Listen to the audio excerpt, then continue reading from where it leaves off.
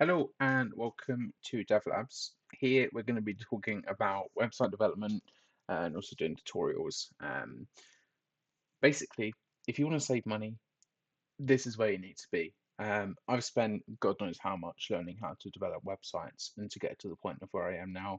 And yeah, it was unneeded basically. Um, so we're going to start initially by talking about an IDE, what it is, and the different types that you can use. So essentially, an IDE is integrated development environment.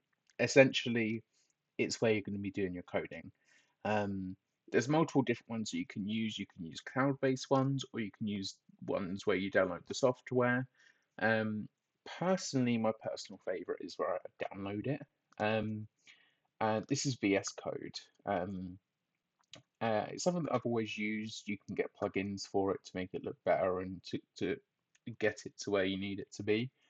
And then there's obviously like code-based one, cloud-based one, sorry. So here we've got Code Anywhere, which is a cloud-based IDE, basically where you do your code.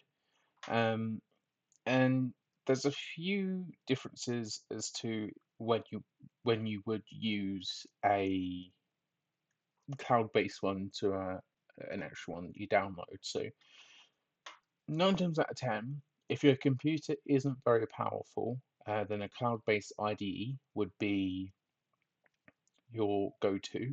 Um, However, if your system's a bit more powerful and you're able to develop locally, then um, it's better to have it downloaded just because um, it's easier, essentially.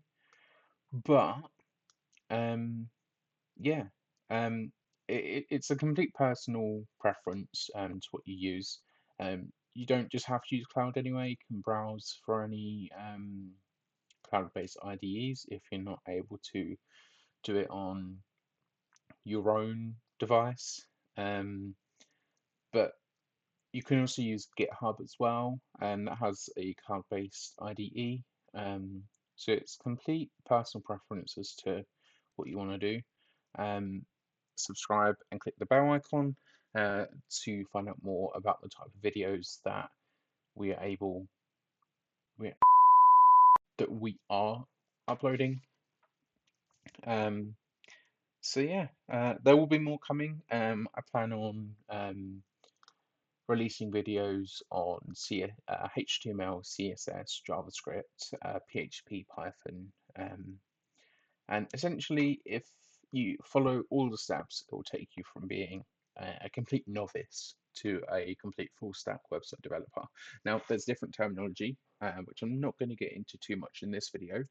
At the end, if you want to get into a career, uh, alongside these tutorial videos, I'll be doing projects where I'll give you like the resources and examples to use on the site, which you can hopefully follow along and get that experience. But that is all about the IDEs for now. It's a complete personal preference on what you want to use.